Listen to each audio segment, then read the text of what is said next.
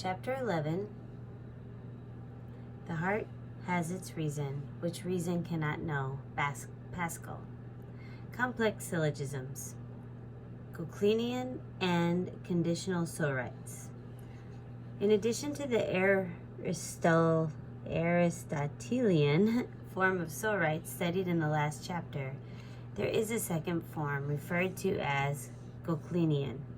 The Goclenian sorites is similar to the Aristotelian, except that the series of syllogisms are first figure rather than fourth. The Aristotelian or classic sorites is named, of course, after Aristotle. The Goclenian sorites is named after Goclenius, 1547 to 1628 AD. Goclenius was the first to point out that there was another form of sorites than the Aristotelian form. Here's an example of Goclenian sorites. All students who readily understand sorites are intelligent. All people who read this logic book will readily understand sorites. All good students read this logic book. All students of logic are good students. Therefore, all students of logic are intelligent. Here, the form is somewhat different than their Aristotelian. All D is E, all C is D, all B is C, all A is B. Therefore, all A is E. Notice first that the premises in this Goclenian sorites are in the exact reverse order of those in the Aristotelian sorites.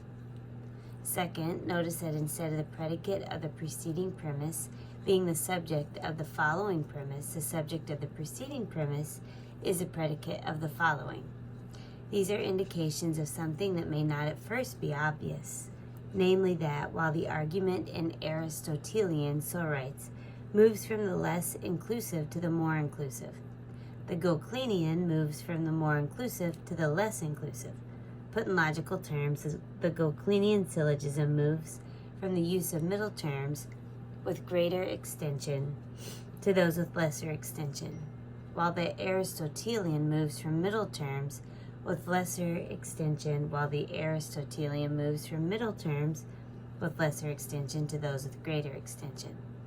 The middle terms in a sorites are all the terms in the syllogism with the exception of the minor and major terms, which are the subject and predicate of the conclusion, respectively.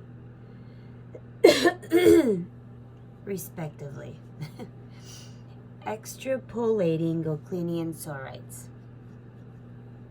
To see the individual syllogisms which make up the more complex sorites, we can look at the following.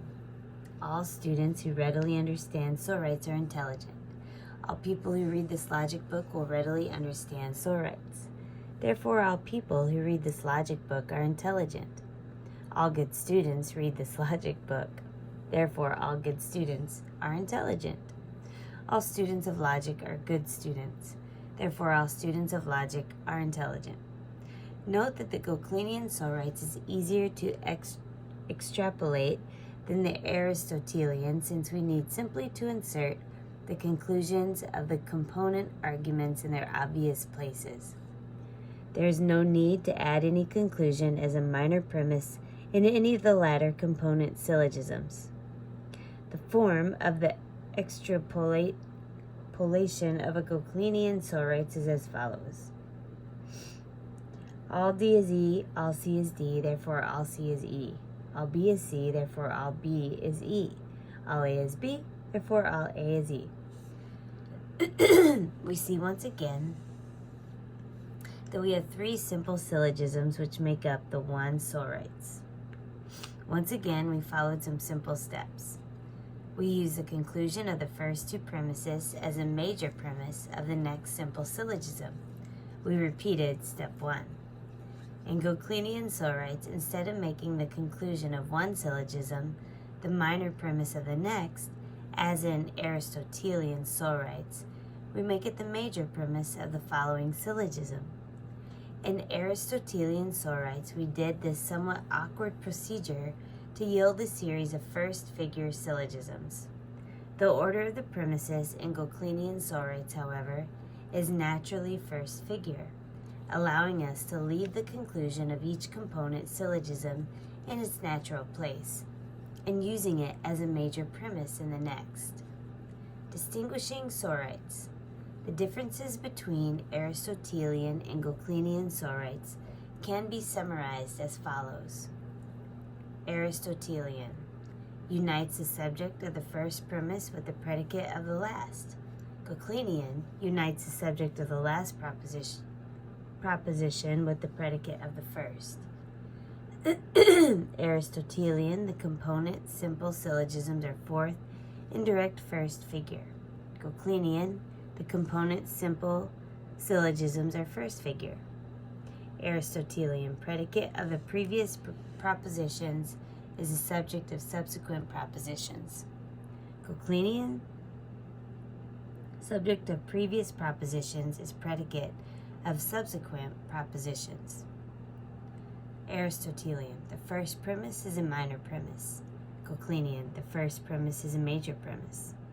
Aristotelian moves from lesser extension to greater extension. Goclenian moves from greater extension to lesser extension. The contrasting forms of these sorites can be seen this way, with indications of which of them may be particular and which negative. Validity of Goclenian sorites. The conditions for the validity of the Goclenian sorites are the same as for its Aristotelian cousin. It depends on the validity of its component parts. If all of the syllogisms that make it up are valid, then the sorites is valid. Here are 3 simple steps to follow in testing a sorites for validity. Step 1. Unless it already is, put the sorites in standard form. For example, in one of the 2 forms just above for Aristotelian or Goclenian. Step number 2. Provide the missing conclusions. Step number 3. Test each resulting component syllogism for validity. Rules for Goclenian sorites. In addition, the same 2 rules apply to Goclenian sorites as the Aristotelian. Rule number 1. Only the premise which contains a minor term may be particular. Rule number 2. Only the premise which contains a major term may be negative. Remember that sorites can include particular or negative propositions as long as they do not violate these 2 rules. See the above comparison to determine the possible quantity and quality of statements in sorites. Conditional sorites. There is one additional form of sorites that we should consider, and that is conditional sorites. A conditional sorite is simply sorites made up of a series of conditional statements, each of which, except the first, has as its antecedent the consequent of the preceding premise. Conditional sorites can take one of 4 valid forms. You can look at it on page 73. Validity of conditional sorites. Notice that the rules governing conditional sorites are similar to those that govern standard conditional syllogism. They must affirm the antecedent of the first premise, or they must deny the consequent in the last conditional premise.